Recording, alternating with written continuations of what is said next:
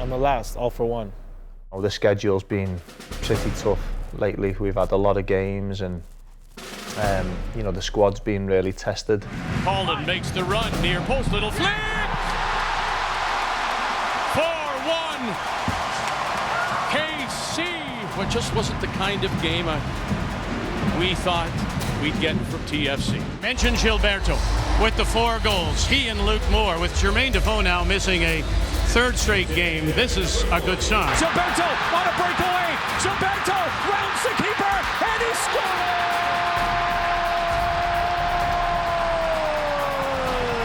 Near post!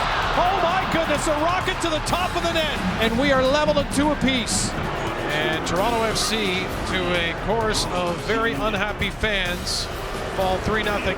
You know, and it's something that I wanted to you know, was hoping to hold off for a couple more days, but given the result last night and the way that we played, we're here to announce a decision to change coaches.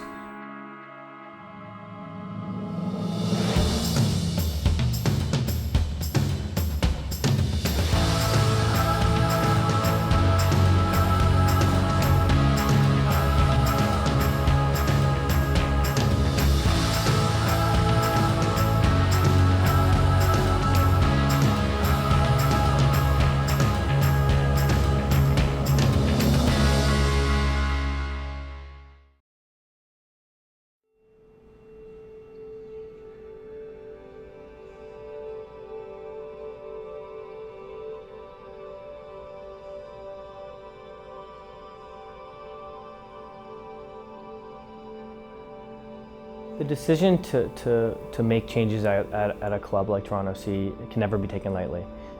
You have to have a process by which you go through in order to reach a conclusion that you feel comfortable with.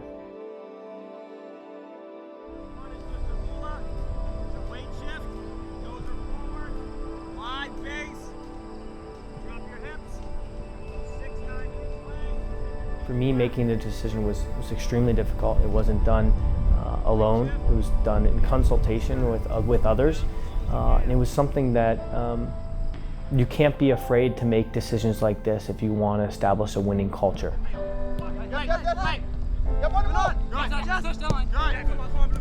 It was a few days of looking hard at ourselves and looking in the mirror and trying to find the right way forward. From the first time Greg walked into the locker room, he portrayed calm, strong leadership. And for the players in that moment, that was important. What really makes Greg unique is his ability to think about the game tactically, his mission to create intelligent players, and to use the players' most important characteristics to get results, so that everyone can come together and achieve a goal collectively.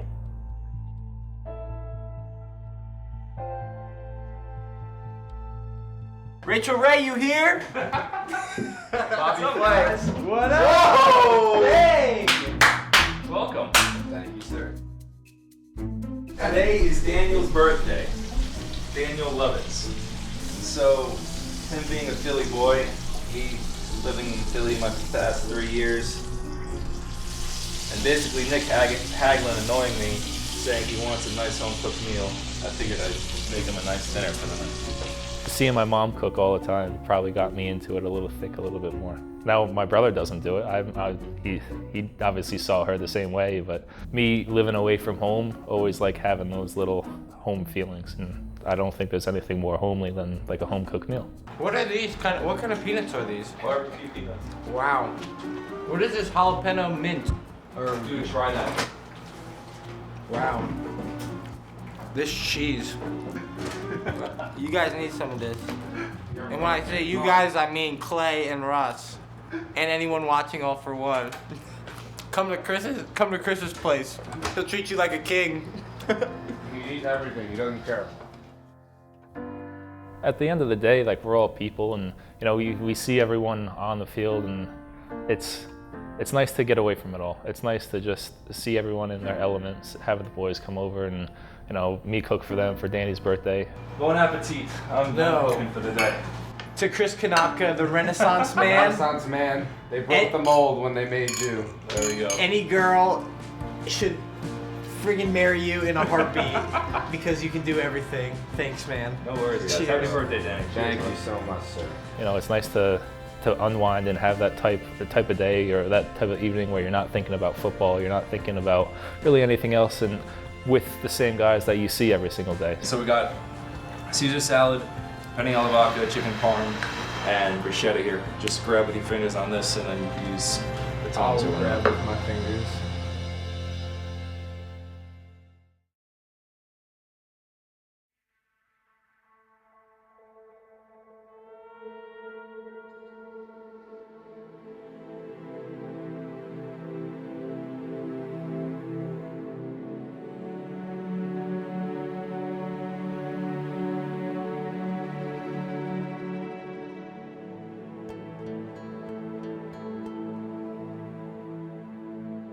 There was such a short time period from when everything kind of happened and I was into the position of head coach, where my immediate thought was, how do I get the team on board with me?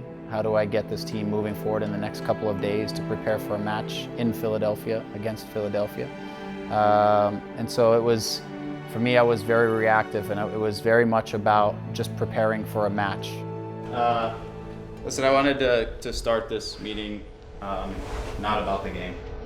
I wanted to start the meeting and just say to you guys that I appreciate over the last couple of days. I know how the last couple of days have been a whirlwind for everybody emotionally, and I appreciate more than you know the professionalism, the effort, everything that you guys have put in the last couple of days. I couldn't have asked for anything more, and I appreciate that from the bottom of my heart.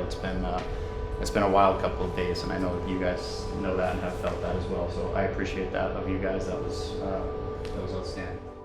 I know for them it was probably a moment that some of them have never been through. It's a very reactive and emotional moment, but I thought the group as a whole was outstanding in terms of understanding, and they were welcoming, to me, a new person into the locker room. And so for that, I was grateful. I truly was. And ever since that day and the day I stepped in, the guys have done nothing but work hard. They have been a part of this process of us developing. They've been seeking more information and wanting to work harder and harder, and truly bought in the direction where we're going, and they've been a part of the process. Just real quick slide on their set defending. So this is the ocean break. Normally Mike would come down on a surfboard.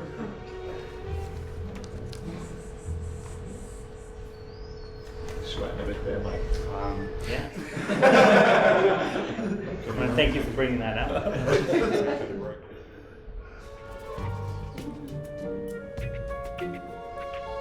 Right. Nothing? Thank you.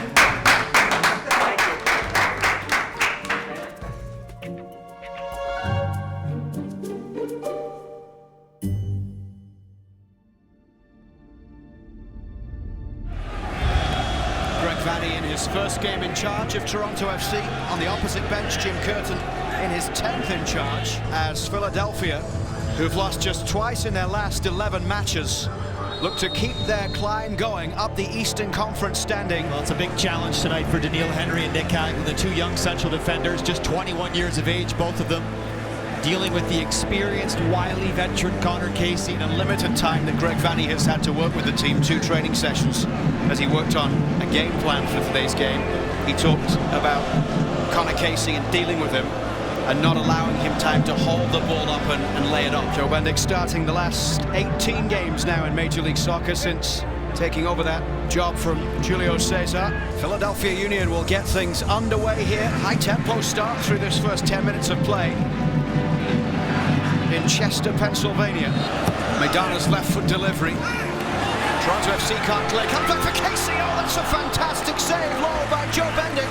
And a corner for Philadelphia. Maidana down the line, there's space now for Sebastian Latour around the back as Henry and Morgan give chase. Latour with Casey in the middle, Connor Casey! Philadelphia Union with a quick break get their opening goal as Connor Casey converts from Sebastian Latour's delivery. Well, since victories on the road at Montreal and Columbus, it's no win in the last 3 for Toronto FC. 4th against 7th in the East in MLS, separated by just 3 points. And Toronto FC with a game in hand on Philadelphia as well. Gilberto, very good save from McMahon. It's Gilberto with the curler straight towards Sam McMahon. And this is Sebastian Latour.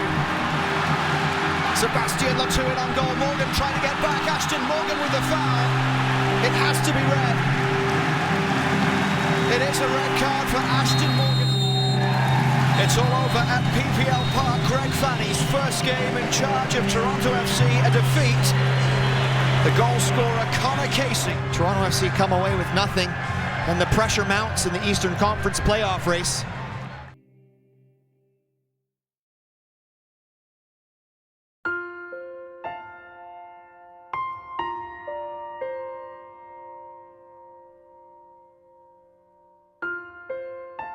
Surprised she can't walk yet. I'm surprised. She can't talk yet. You're right. She's working She scoots though. She scoots. She can wiggle. There's definitely now a balance between my responsibility as a soccer player and responsibility as a husband and father. Sometimes she sleeps with her eyes open. That's creepy. I know. I like to say it made it easier that I was pregnant and that Mark was away, because it just kind of gave us something to look forward to distract me. Like I had things to worry about, like getting her nursery set up.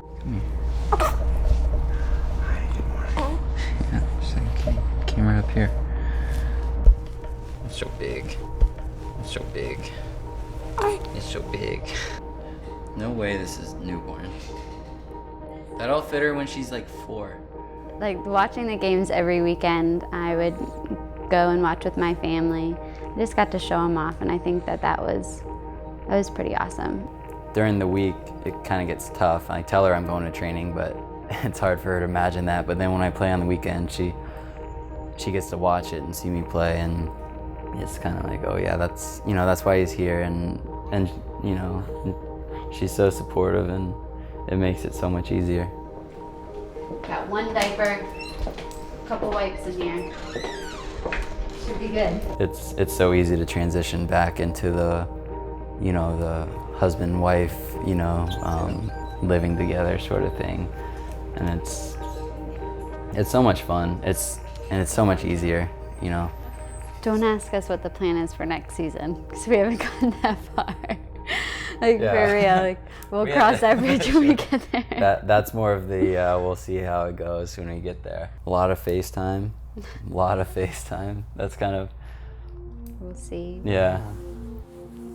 Here, come on. You'll go on our tummy. Your tummy. Yeah. Good girl. She wants to go on her back. You're funny. She says I'm good with her, but I just do what she does. You know, I just take her lead, and like I said, being a dad's easy. She's crying. Right now, it's either she needs food, she needs her diaper changed, or she wants to be held. You know, being a dad's easy. Got it all figured out. Got it figured out now. Getting to talk to Steve and Brad and their 2 boys, and Greg's kids running around. It's fun, but they're a little bit older, so I've kind of gotten to talk to Mike a lot. You gonna do some jumping?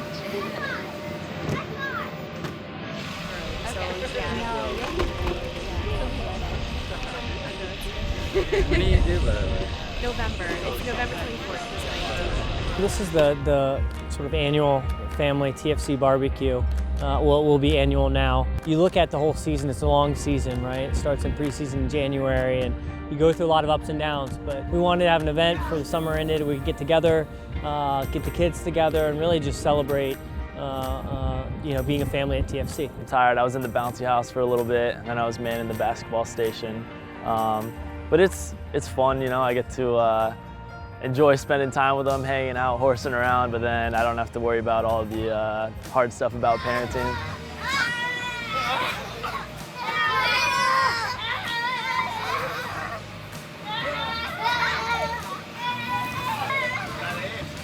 It just helps bring everyone together. You know, when we see each other, maybe it's a little bit more formal and you don't really get to hang out and just sit for a while and talk and see what's going on in other people's lives, and that brings you a little bit closer to, you know, a teammate or a teammate's family and whatnot. It makes you your brothers and you fight harder for that person, you know? Anywhere, I'm covering you. I've got you. There it is. That's the move I wanted you to play.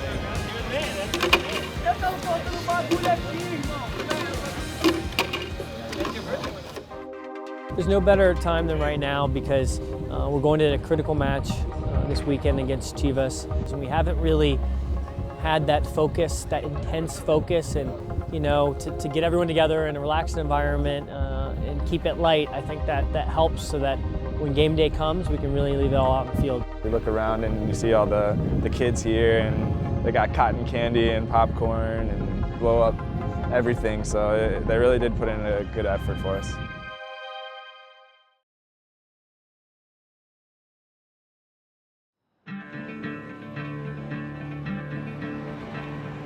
Welcome back to Toyota Park as Toronto FC down 1-0 after the first 45 minutes. Might be in even more trouble if they don't get this thing turned around in the next 45 minutes. I wouldn't imagine, as we just heard from Greg Vanney, he's going to wait too long, that if Toronto FC can't find a way to dent the scoreboard here for a fourth straight game in the next maybe 10 minutes, he's going to start making those changes. 88th minute, corner kick.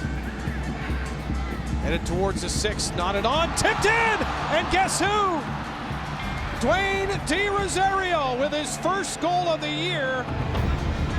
That's Toronto's first goal since August 23rd when Toronto FC tied Chicago 2-2. Gilberto had that goal. Does he have one here in the area? Gilberto stops, pulls it up top, tries to cut in, stays with it, touches it over the line! Gilberto! Unbelievable. In the 90th minute. Or as the referee called this back. And Dwayne DiRosario and Michael Bradley beside themselves as to why, and we'll have to take another look to find out why. And I don't see Where's a foul the there. foul? My goodness. When we stood in that locker room in Chicago after the game, feeling like we had gotten, feeling like we were on the raw end of a call and we had deserved more.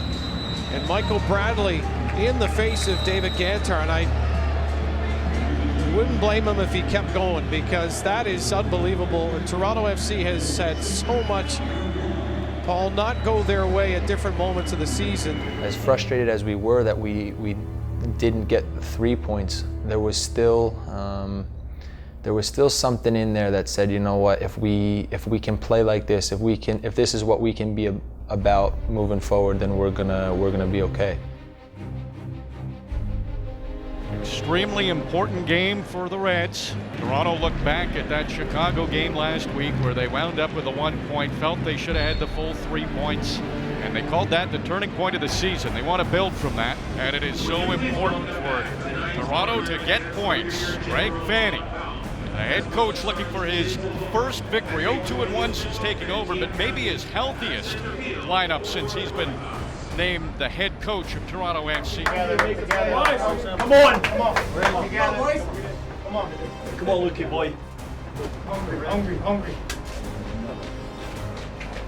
The only way we know how truly great we can be is if we just go lay it out there.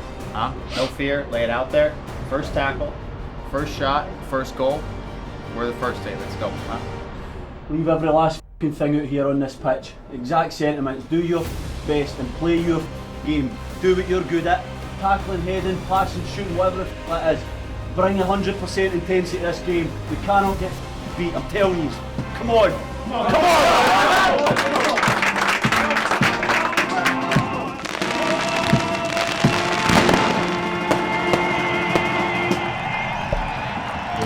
7 games remaining in the regular season, but let's be honest, playoffs start now for Toronto FC. This is really a must-win for TFC. They haven't come out and said so much as that, but yesterday at training they were saying this is playoffs. We have to consider every match now so important. Cleared out to Jackson. Moves it ahead with his first touch. Now gets in a foot race with Rio Coker. Jackson is knocked down. Toronto with some numbers. Lovitz again down the left side. He's pushed from behind by Toya. Play continues. The faithful here at BMO not happy with that. Osorio gets a rough challenge. That'll be Toronto ball. Working his way to the area. Pass gets through to Moore. Off the crossbar. Osorio. Again, another rough challenge on Jonathan Osorio. Osorio quickly ahead to Gilberto. Drops off for Jackson. Left foot. It's in! Toronto gets the lead they needed. An impressive effort at BMO so far for Toronto. They haven't won here since July 12th. Bradley sends it to the back post. Boom, gets it in front, and it's in the net.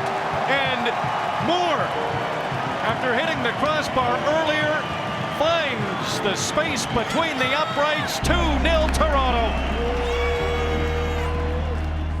You get to this time of year and you have to believe that your best is coming. And if you don't believe that, then in reality you have no chance. Top 5 make the playoffs, so still some work to do for the Reds to get there, but this was crucial to get the result. Every single match that we're playing is an important match for us, and we want to try to take full points and try to manage it accordingly. So we're not even talking about the playoffs. We're not talking about the next 6 matches. We have one match. It's against Portland. And the reason I think that can work is because we're starting to get a clear vision of who we are. And once we understand who we are, we don't have to make drastic changes week in and week out. We just make little adjustments. Reds try to make a playoff push. Came into the day sitting in 7th. Important 3 points. Lead by 2 right now. Low. Bradley touches it in. Another goal. This time it's Gilberto. 3-0 Toronto. Clears the side. And there's the final whistle.